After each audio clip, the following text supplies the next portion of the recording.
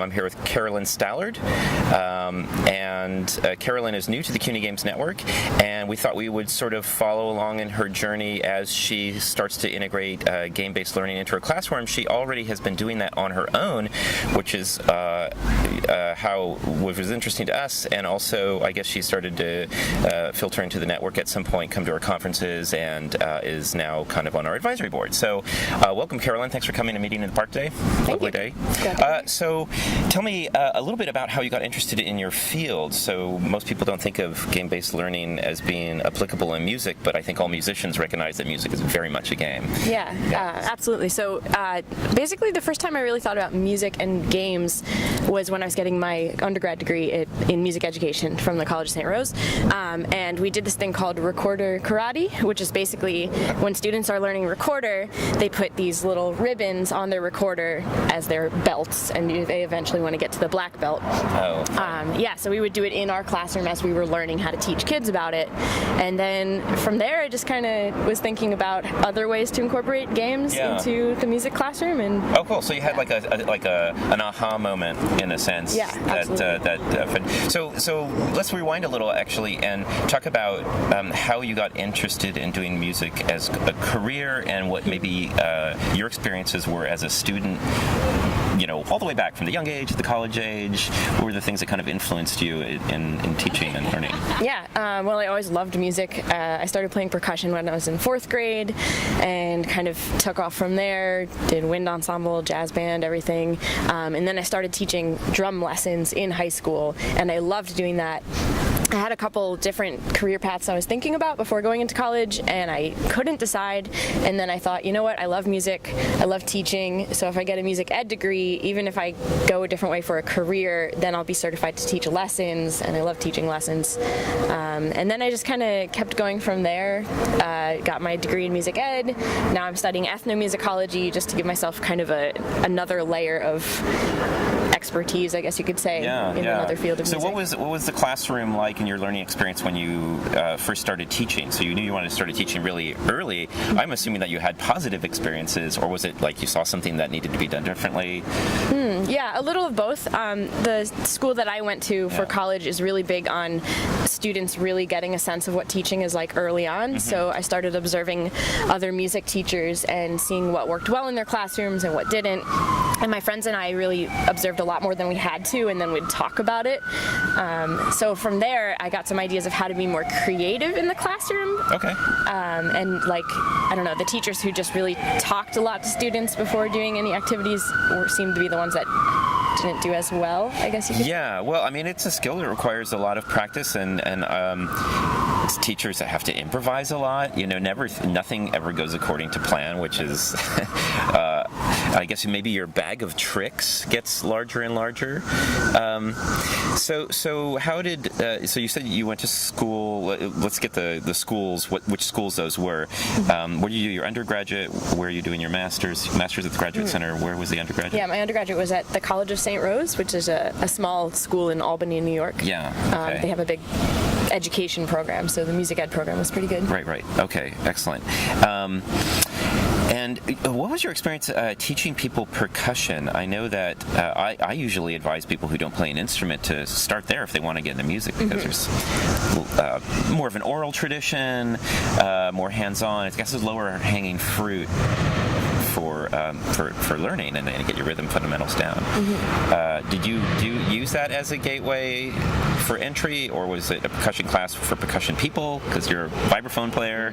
Good question. I just started just kind of by word of mouth, just teaching like kids in my neighborhood who wanted to learn percussion. Okay. So it was a lot of kids who had already started in band and then were just trying to like pass their final percussion test in school. So it was kind of, I would just go with whatever they were working on when I started out. So whatever book they were using, I'd just go through their lessons with them.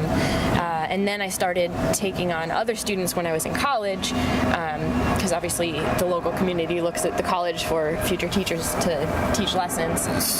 Certainly. And is vibraphone your primary instrument? Are you a percussionist? I would say a percussionist. I play vibraphone the most right now, but I started out just all sorts of percussion. Yeah, that's your pitched instrument. I guess my roommate in college was a percussionist, and they always, force you to do a pitch instrument in most schools, which I don't know what your view is on that. I'm sure it's both pleasure and pain. Oh, yeah. But going out of your element, I think, is always a little bit fun. And so is it your main instrument now? Yeah, I would say now it is. I do mostly jazz vibes gigs. Oh, great. Yeah. I have some other stuff every now and then, but mostly that. Oh, cool. Okay, so I'm going to ask, what is it? Along this history, what were some situations, what you would call kind of bad classroom situations for music education, and what were some good ones? You described the flute karate, but I want to do a little compare and contrast and see what you did with each situation. Yeah, some of the good ones were where the teachers would have the students kind of compete to learn some kind of thing, like they'd be in groups and then have to perform, and I don't know, any kind of competition seems to get the kids more excited about doing an activity that might not be so interesting. And likewise, when a teacher would take something that's not considered fun, like for instance playing scales, a lot of students don't really want to practice scales, and then making it into some sort of, not necessarily a game, but something fun. So for instance, I saw a teacher who would take scales and then teach the students how to improvise over a scale. So like the band would play a scale, and then one student would get to have like 2 or 3 measures to improvise over the scale, then another student, and that kind of taught them how to practice in a more fun way. What seemed to not work well was the teachers who would not ever explain what they didn't like about a student's playing. They'd kind of just run through things in almost like a monotone sort of way, like, all right, everybody, B flat scale, ready?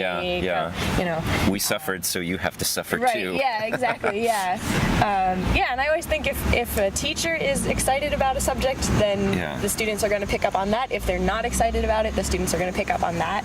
Definitely. Oh, that's great. So in that sense, if I'm teasing something out, these playful activities can make something boring interesting again. And I don't know if the audience members truly appreciate that music is such a unique thing, because it's both content knowledge, process knowledge, and physicality. And those all, physicality requires this monotonous, slow practice, in order, like all musicians know this, but students have to suffer through kind of doing things slowly again and again. And if there's any way to make that playful or gameful, that's a wonderful thing. So what are some examples of, I guess, maybe your classrooms now, and how you take some of those difficult situations and make them a little more playful or gameful? Well, before I talk about my classroom, I'll just talk about something that worked really well in the past, teaching lessons. Because I'm not really teaching lessons right now, but I had one student who was, I think he was in 4th grade when we started, and he was doing a snare drum piece, and he just really wasn't into it. He didn't really want to get into drums very much, but he was really into Star Wars. So I looked through the whole piece and was like, all right, you are now a Jedi apprentice, and we're training, and we need to develop using the Force. So we went through the whole piece as if it was his training, and I took out phrases of the piece and said, like, all right, now if we get this skill down, then we'll be able to go up against the stormtroopers. And then each part of the piece kind of led to a bigger enemy, I guess you could say. And it like transformed his way of looking at the piece of music, and by the end of it, he was really excited to play it. So, awesome. Do you think that student maybe had some teachers who had soured him on practice before that, so he was already coming to you? Possible. So one of the difficulties in teaching for higher ed is you come and you're trying to battle a lifetime of bad experiences or bad habits, and some good ones, and boy, students can suss you out in like 30 seconds and determine whether they don't like you or not, and that can change, of course, but so that's a very interesting experience. All right, anything else you'd like to say about your private lessons? Whenever I taught private lessons, I always try to find something the student was interested in and kind of transform whatever we were working on in that aspect. So it's very reactive and very personalized in a sense. You might find everybody would do something different, and what works in a one-on-one situation might be something that can teach you about working in a large classroom, but I'm not entirely sure whether what works for one works for all, right? The stormtrooper thing might not work for everybody. Okay, so what about the classroom settings that you have taught in? So I guess I started really getting into using playful teaching experiences, not in a classroom, but as a resident assistant in college, because we were required to do all these educational programs that were mandated, and we could do them any way we wanted, but they had to have some educational aspects, and those were the programs that students would usually not want to go to. So I started trying to think about how can I make this fun and still teach whatever the topic was that we had to teach. So I took advantage of the fact that I lived in a dorm that was supposedly haunted.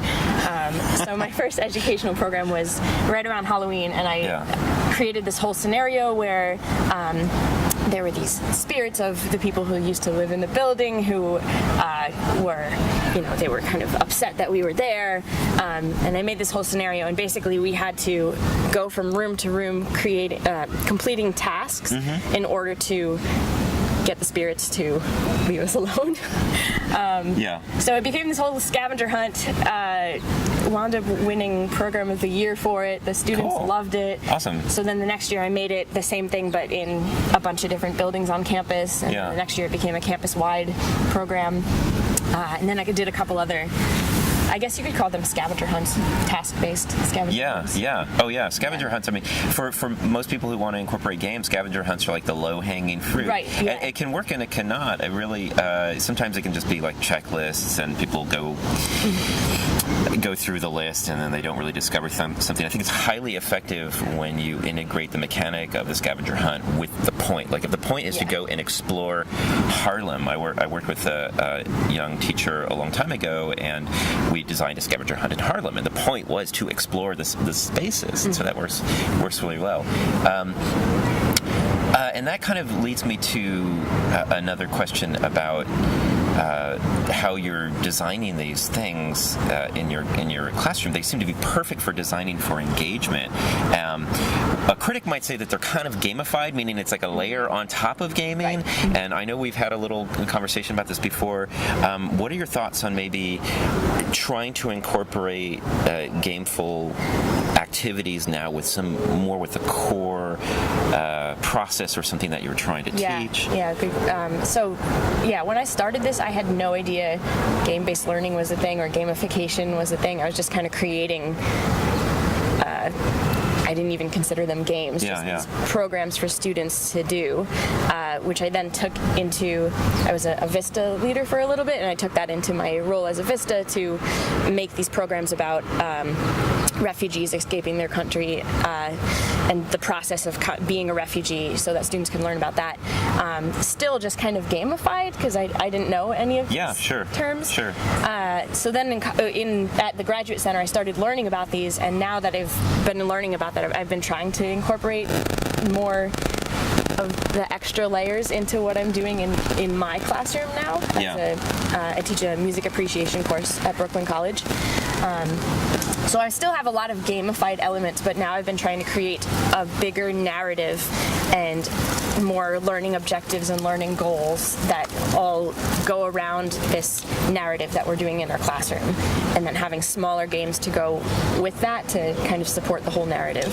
And I guess these are things that you're learning now as a college level instructor that a lot of students in my day were never taught at all. I mean, we were just thrown to the wolves, and the fact that there are resources, and I mean, they've always been available in some way, but at some colleges they just throw you into the classroom and that's that. Maybe if you're lucky you'll get a mentor, maybe you'll get a workshop. So it's great that your intuition for what you for including games and activities in the classroom is there already. I mean, it's far above most. I think a lot of people are really, and myself included, when we went to the classroom, we were focused on coverage, the problem of the panic of, oh my gosh, how do we cover all 16 chapters in 13 weeks? And the stress of it, it just breeds an environment that's not focused on what I consider to be the biological truth about learning, that it's exploration and it's feedback and it's failure and moving forward. Take a sneak peek here. It's going to be edited because I want to make sure that we don't. I want to ask about talk about your NASA class. Oh, we're doing fine. 13 minutes. Okay, so you sent me a syllabus to an exciting class that you're doing, the music appreciation class, and I just want to ask you, what's the class about? What are you trying to teach in it, and how have you gamified it? Sure, yeah. So the class that I have it's called Music, Its Language, History, and Culture, and it's very broad and open-ended as to what I can teach and how I can teach it. Brooklyn College, the music department is very good about just letting us kind of teach to our strengths. Yeah. So what I've decided to do this year, actually this month, marks the 40th anniversary of NASA launching the golden record into space on the Voyager spacecraft. And so for anyone who doesn't know, the golden record basically is something that Carl Sagan and a team of astronomers and Alan Lomax, who's an ethnomusicologist, they created this record of sounds of Earth. So what are the sounds that are going to represent planet Earth? And then we're going to send this into space in case they ever encountered some sort of life form or anything that could kind of learn about Earth. So I'm taking that idea and saying that for this 40th anniversary, NASA has now decided to create Golden Record 2.0 to send another Golden Record into space. So all semester long, my students are learning about music around the world, music and different social movements, the evolution of different genres of music, background information on different instruments, things like that. And as we go through each topic, we're sending our choices for pieces that we think should be included on the Golden Record to NASA. And the students have to justify why they think this particular piece or this particular artist should be included on the Golden Record. And then as a class, with each topic, every time everyone submits their choices for the topic, then everyone will vote on what they think the best contenders are until ultimately we make a playlist at the end of the semester. Oh, that sounds great. And it sounds very much that the mechanic is involved in the learning outcomes for sure, because now I realize I guess it's traditionally taught as an ethnomusicology class. Was that kind of the old way that it would have been taught, or was it just music history? More along the lines of music history, but then some bits of music and current events as well. Really whatever the professor chooses. So I think it's important to recognize for the audience that it's just teaching a standard like Western history of music class as ethnomusicology is important now as it is, because we were always just kind of locked into the Western tradition in teaching music history. So then that becomes the exploration beyond your known culture into these other things. It's really exciting. And I saw your syllabus, and I noticed that in addition to this, which is wonderful, you have this nice tie between the learning objectives, which you've clearly identified, and the kind of core exploratory mechanic. You also have a gamified point system as well. So can you talk about some of the assignments, like the micro assignments, maybe low stakes assignments, high stakes assignments, and how you award points in there? So instead of having assignments or quizzes or anything with traditional terms like that, I've kind of reworded all different projects to give them more gamified terms. So instead of assignments, we have different kinds of quests that they go on. So one big quest is the Explorer quest, which is essentially a research project. So they can choose any topic that they want to explore in depth and do a research paper on it or some other kind of creative project of their choice. I've had students do podcasts. I had a student do a journal of her experience learning the ukulele and then did some background research on ukulele's history. So that's an Explorer quest. Then there's community quests where they go out into the community and go to a concert or go learn a style of dance or go do some sort of community service that involves music and kind of write a response as to what that experience was like. And then I have side quests, which are much like in a video game. They're kind of optional quests that you can go on. They expire. You can only do them at certain points in our game. And each of these are worth points. So in my class, instead of grades, you get experience points. And each quest that you go on get to a certain amount of points, and there's a breakdown of how you get the points, same as a regular project, like 50% for whatever thing. Yeah. So do you, it sounds like some of those projects like the side quests considered extra credit, or is it that the student does as much as they can in any avenue to accumulate experience? Yeah, good question. Yeah. So I have, I guess a lot of my projects are optional. It's almost like I'm trying to make my course as a choose your own adventure kind of course. I do have some things that are mandatory because you can't really complete my course without doing them. Right. So, for instance, we have a test at the end of each of our units, which is called the certification exam. So you have to become certified in your skill in order to then submit your proposal for a piece of music for the golden record. So without without becoming certified, then you can't pass my class. Then there's a scavenger hunt through the syllabus that they have to complete, which is essentially just a quiz. But feedback from past semester has showed me that when I call it a scavenger hunt, the students respond better to it. Oh, okay, yeah. So they have to complete that. There's a couple projects that are mandatory. And then everything else is their choice, but everything that's optional has an expiration date. So if they miss that date, then they have to choose something else. They can't just go back and do all the low-hanging fruit. But this comes across a very interesting game mechanic that I've never seen applied to courses, and whether you've done it intentionally or otherwise, but maybe for the future this is something one of us can test.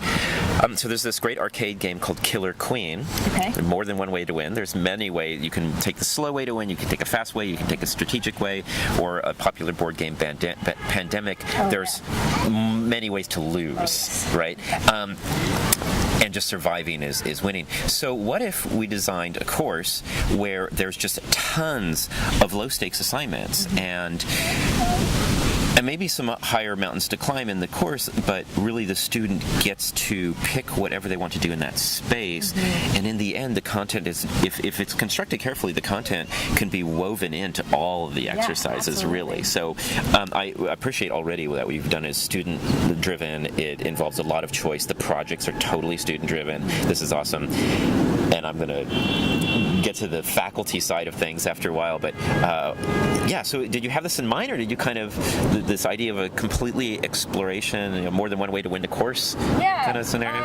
I don't know why I thought of this. A lot of times what I like to do is just read a lot of stuff on games or listen to stuff and not write down anything and see what I absorb. And a lot of times I find myself doing something that I think I thought up, and then later I realize, I took that from this other thing. But I do play Pandemic, so that might be something related to that. But one reason I chose this method of teaching is that when I started teaching at Brooklyn College, I had a lot of students who loved my course, but would tell me that at certain points they just couldn't get an assignment done because they were working 2 other jobs, they had to take care of their younger sibling, they have a lot of other responsibilities.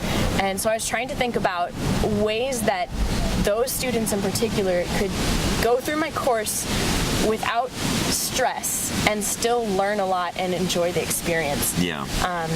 And by having it so student-centered like this and really giving them a lot of leeway into what they choose to do, it seems to have worked out pretty well. I haven't gotten a lot of excuses for projects or anything. And it seems like making a few of the more difficult or mandatory things, the things that you value as the most important as a practitioner, that avoids this problem where students might just try and get out of doing work. I mean, my concern, I guess, would be if we were to design a class where there's 100% choice, that people might game the system in a bad way, where they just do whatever they can to get the grade. And so, do you find, in your experience in using a point-based system versus a grade-based system, that it breaks students of kind of this grade addiction, where they're so focused on the numbers that they can't see the point is learning? I've been doing this for 3 or 4 semesters now, and at the end of each semester I give the students a giant feedback survey. And one of the things that I ask about in many different ways on the survey is, how does this gamified system change your perception of learning, or does it? And I've kind of taken the best quotes from all that, and I have this big document of all their their statements. Oh, that's great. But, yeah. The large majority of them say that they find the class to be a lot more fun that way. And a couple of them have even said, this is the same exact assignment I would have in another class, but because you changed the way you're looking at it and the language around it, it kind of changes their attitude towards the assignment. Great. Yeah, that's great. And I mean, like a psychologist might look at the system and say, well, it's still extrinsic rewards. They're still giving, you're sort of paying people to learn in a way. But attitude is everything. So like maybe the trick is that we don't have to be super rigorous about how we construct these things, but maybe construct for engagement, and then the rest might take care of itself. And what's been really nice as a professor is that having this system allows my students to very easily track their progress, because on the syllabus it shows all the levels towards getting an A, so they know that, I don't remember the exact points, but let's say 500 points is a D. So they know that if they're at 550, they still have a long way to go to get to their A. Yeah. Whereas they don't have to, do any calculations to find their average or anything. Right. So they get long-term feedback to progress. Right. Oh, well, yeah, that's great. Right. Okay. So one of the things I wanted to ask was, in constructing this course, how much work is it to keep up with the grading, with different student-driven projects and things like that? Yeah, good question. When I started doing this, it was a lot of work. The very first semester, I knew I was basically building a course from scratch, so I knew it was going to take a lot of work. Yeah. So I spent that summer kind of testing a lot of ideas. I would test them on my brother and a couple friends, and they'd give me feedback. So that summer was a lot of work. That first semester was also a lot of work. But what I did that semester that I'm really glad I did was every time I gave my students a test, which at that time I was calling boss battles. Every time they had a boss battle, there was the last question on the boss battle was, just give me your feedback. What worked well in this unit and what didn't? What would you like to see changed if I did this again? What should I keep the same? And they were really honest with me. They were really great about, up front telling me what they loved and what they didn't. And a lot of them had really great suggestions for improvement. So throughout that semester, I would just keep changing everything I did based on their feedback.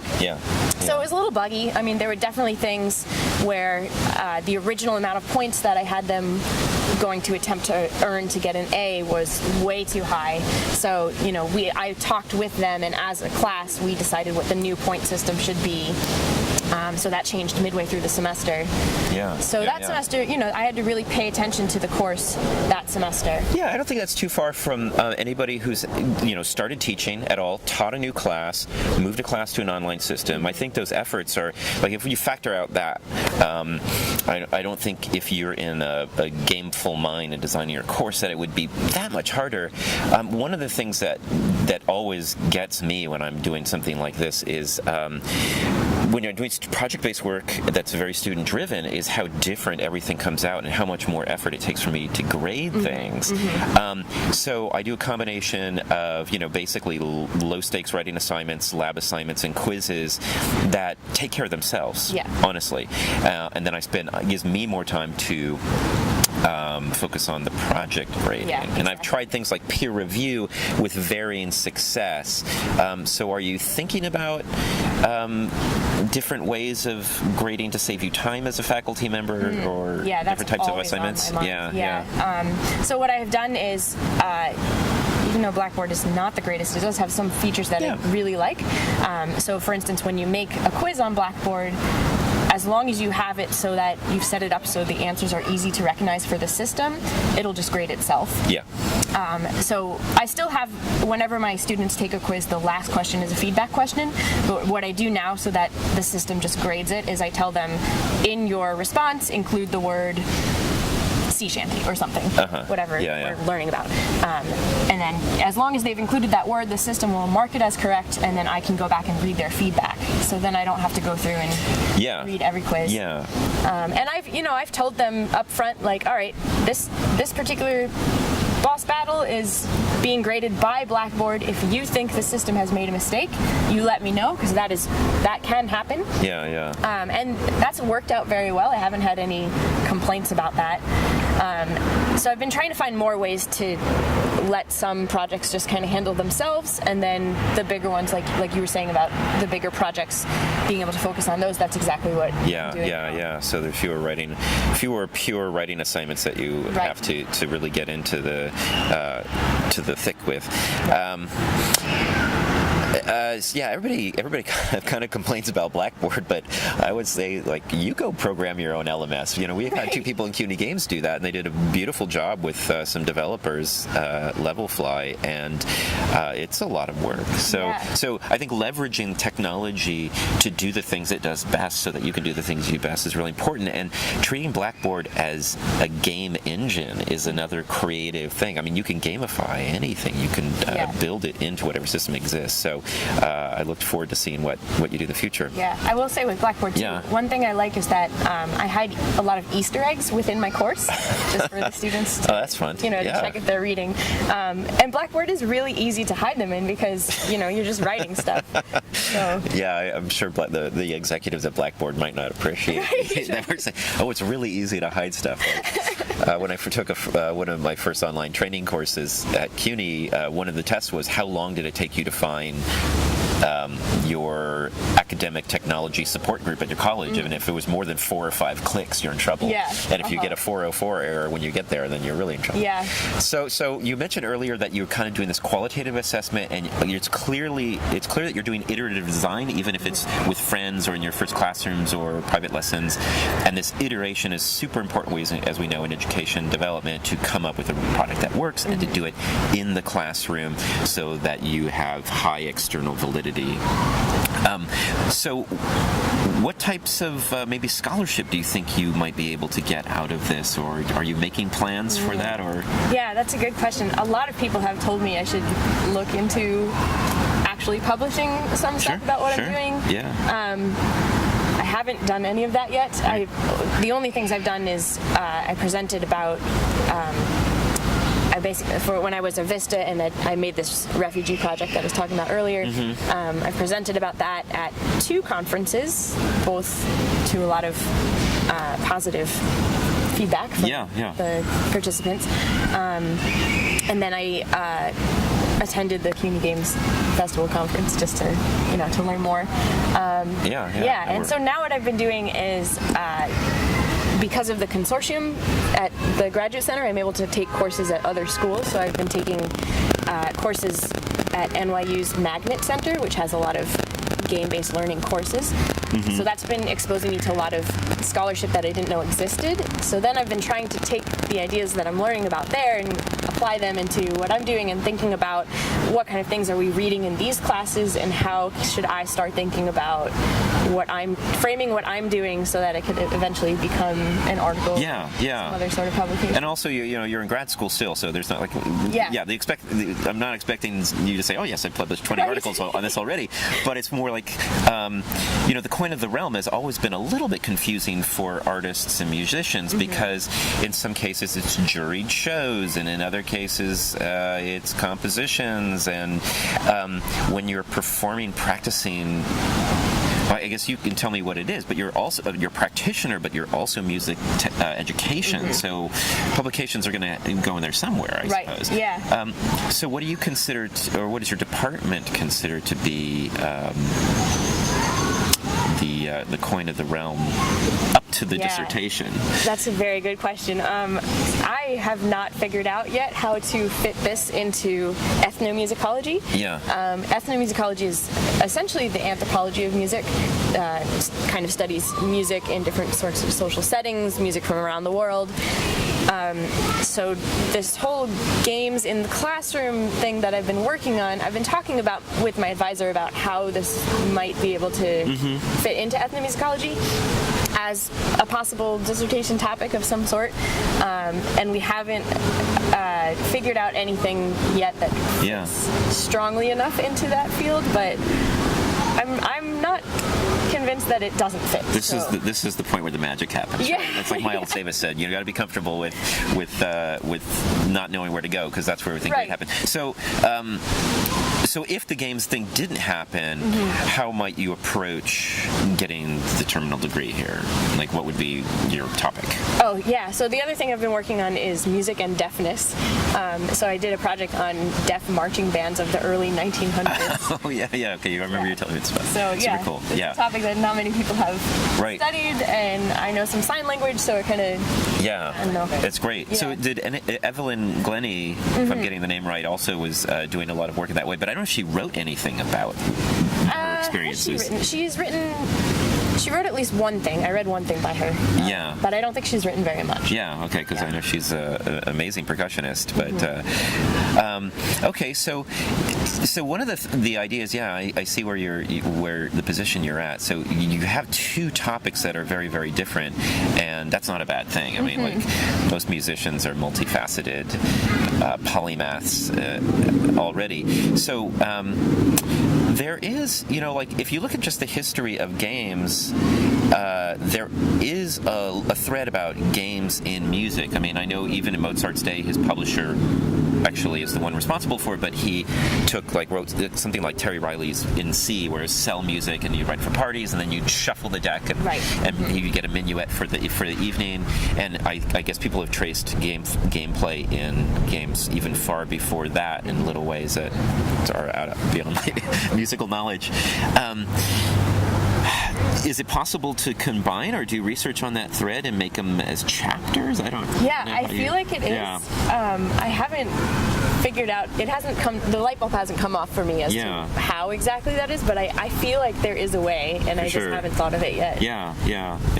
I know that, okay, so one idea that we have in science is the staple thesis, and this kind of came after I graduated, where you published 3 papers and you were out.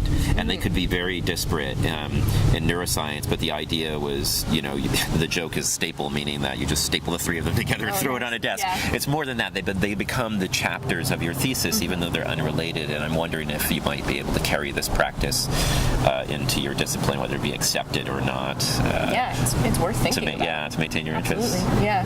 Cool. Well, I'm looking forward to all of the future activities that you're involved in. Are you doing any concerts now? Anything we should know about musically, or is it mostly classroom and studying? Well, I play in a little jazz combo, but we are out on Long Island, so we're not. Well, for the Long Islanders? Right, yeah. We have a concert in Northport this Friday, so probably. Great.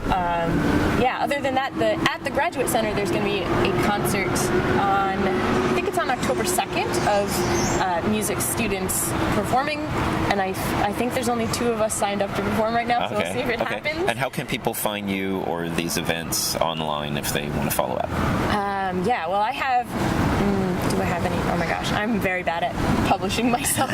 I have a YouTube page. It's called Ms. Vibes Babe. MS Vibes. Babe. Okay. Yeah.